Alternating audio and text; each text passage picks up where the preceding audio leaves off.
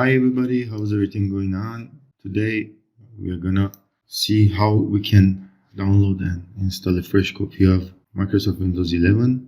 We go to the Microsoft.com to the download Windows 11 page, and there are several ways of installing Windows 11 with a installation media that Microsoft itself gives it to you, or installation assistant, or image ISO file of fresh Windows 11. Before you begin here, it says you have to read all of these, everything about Windows 11, and here we have to select our language.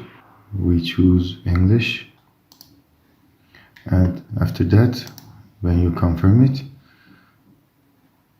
it will download Windows 11.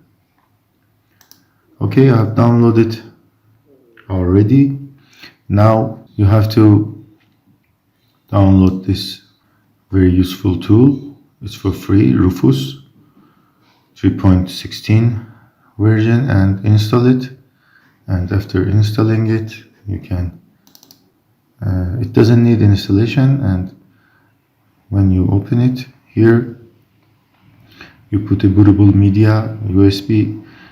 It needs to be more than 5 gigabytes in space, and you select the ISO file here.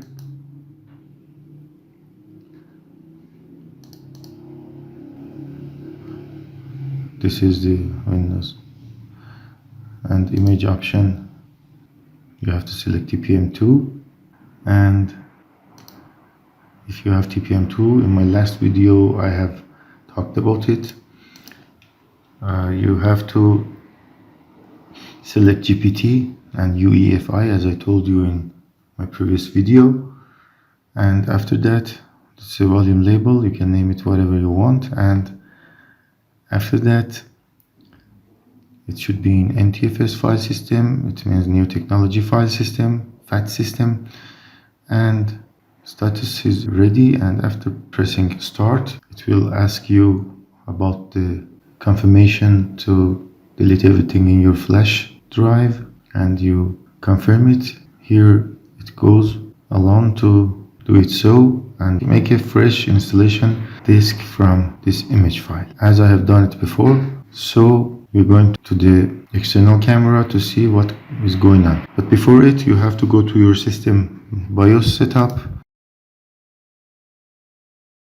like this, and in the settings menu go to the update and security and recovery, restart now and troubleshoot, and UEFI BIOS menu. In that moment you have to select UEFI mode and your flash memory to put your PC or laptop with. This is HP laptop.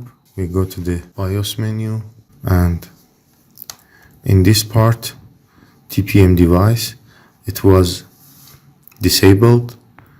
You should enable it, and then in the TPM state, it was disabled. You should enable it.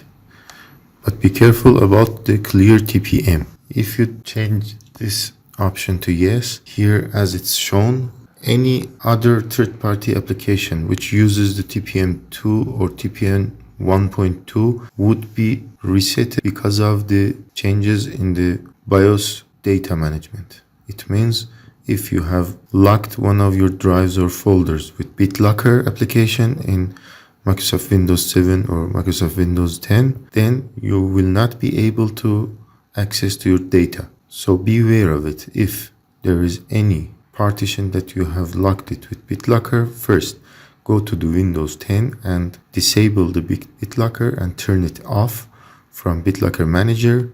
Then come back to this BIOS setup and clear TPM. But in any case, if you do not change this option, there will be no problem. You will easily go to the tpm.msc application in the run window of Windows 10. You will see that your TPM specification version 2 is enabled for you.